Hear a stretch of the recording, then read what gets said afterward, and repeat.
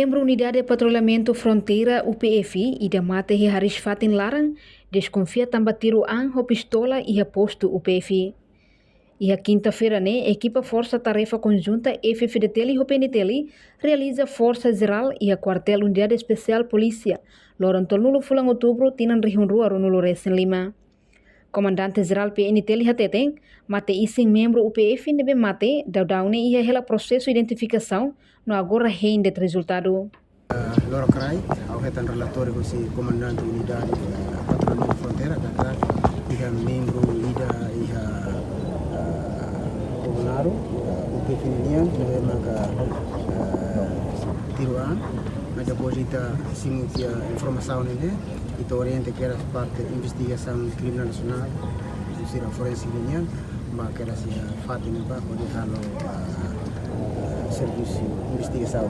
Se ita nem parte da investigação, se halo serviço, mas ia buat balon nebe mandar uma ligar mengação serviço muslim, mas também hari tanya colocação, tanya membro sirga naba limitado, e fosse da mana rua mana tolo, ida nemos belesai hanesan impacto ida tambah melakukan serviço ia pressão de makas, mas foto decisão mas sana. Também serviço ia pressão lá. Ida date ni halo serviço 24 horas jalaran, ni controla distância na bem mado, que nós belesai mas belesai potência ida hotu. Normal. Ita tamannya mau hati kata ita na parte de investigação, numa serviço de informação ini si halal serviço depois será si relator. Membro da NB mag desconfia tiruan e posto UPF Nunura, Sucule Lima, posto administrativo Balibo, município Bobonarune, Honaram Benjamin dos Santos, ho divisa agente principal, membro refere mai husi município Liquissá, nebe durante ne hakanar e posto fronteira. Reportagem Melania Conceição, Televisão Timor Post.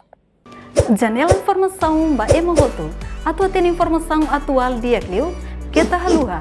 Haneham botão subscribe, like.